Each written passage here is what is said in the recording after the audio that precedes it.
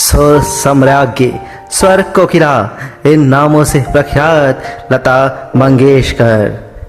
नाम गम जाएगा, चेहरा ये बदल जाएगा, मेरी आवाज़ ही पहचान है, गर याद रहे।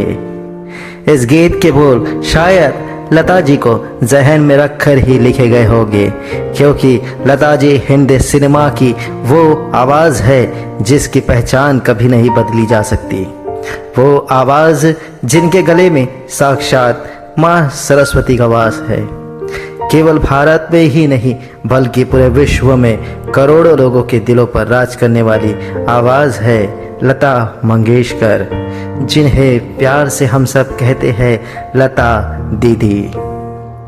लता जी का जन्म हुआ 28 सितंबर 1929 को इंदौर मध्य प्रदेश में। एक मराठी ब्राह्मण परिवार में जन्मी लता जी अपने 5 भाई बहनों में सबसे बड़ी रही। लता जी के पिता स्वर्गीय श्री दीनानाथ मंगेशकर खुद एक विख्यात गायक के साथ साथ नाटक में भी जाना माना नाम थे। लता जी की संगीत की प्रारंभिक शिक्षा उनके पिता दीनानाथ मंगेशकर द्वारा ही हुई। लता जी बहुत छोटी उम्र से ही अपने पिता के साथ नाटक में परफॉर्म करने लगी। लता जी आगे चल के भले ही बहुत बड़ी गायिका बनी हो, लेकिन उनके संघर्ष की कहानी बहुत ही दुख भरी रही। उनका ये डगर बिल्कुल भी आसान नहीं थी। हुआ यूँ कि उनके पिता दीनानाथ मंगेशकर का निधन हो गया। उस वक्त लता जी केवल 12 साल की थी। दीनानाथ जी के स्वर्गवास के बाद पूरे परिवार की जिम्मेदारी लता जी पर आ गई।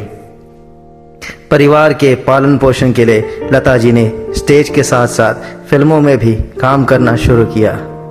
लता जी दीनानाथ के दोस्त मास्टर विनायक की कंपनी में काम करती थी। लता जी ने भले ही संगीत की शिक्षा ली थी, लेकिन उस वक्त के संगीतकारों ने कहा कि लता जी की आवाज़ बहुत पतली है और वो प्लेबैक के लिए नहीं बनी। पर लता जी के गुरु गुलाम हैदर ने लता जी को भरोसा दिलाया कि देखना, एक दिन यही संगीतकार तुम्हें सर आंखों पर बिठाएंगे। और हुआ भी यही। लता जी का जब नाम हुआ तो हर संगीतकार उनके साथ काम करना चाहता था। लता जी के शुरुआती दौर की राह आसान नहीं थी, क्योंकि तब नूरजहां, शमशाद बेगम और राजकुमारी जैसे गायिकाओं की तूती बोलती थी। वैसे तो लता जी 1947 के फिल्म आपकी सेवा में 2-3 गाने गा चुकी थी, लेकिन उन्हें तलाश थी एक बड़े हिट गीत की। और लता जी के जीवन में वो दौर आया साल 1949 के फिल्म महल से। इस फिल्म में मधुबाला पर फिल्माए गीत आएगा आने वाला से लता जी ने बहुत ही बड़ी प्रसिद्धि हासिल की। इसके बाद लता जी ने कभी पीछे मुड़कर नहीं देखा और एक के बाद एक हिट गीत हिंदी सिनेमा को दिए। लता जी के द्वारा गाए गीत ऐ मेरे वतन के लोगों ने जहां एक और प्रधानमंत्री जवाहरलाल नेहरू की आंखों में आंसू लाए, तो वही दूसरी ओर सीमा पर खड़े देश के नौजवानों का हौसला भी बढ़ाया। लगभग 6 दशकों तक लता जी ने अपने गीतों द्वारा श्रोताओं का दिल बहलाया। हर तरह के गीत उन्होंने गाए, चाहे वो रोमांटिक रहे हो या फिर दर्द भरे गीत। मोहम्मद रफ़ी, किशोर कुमार, मुकेश चंद्र माथुर, मन्ना डे से लेकर उदित नारायण, SP बालासुब्रमण्यम, कुमार सानू तक सभी के साथ लता मंगेशकर ने सुपरहिट गाने गाए।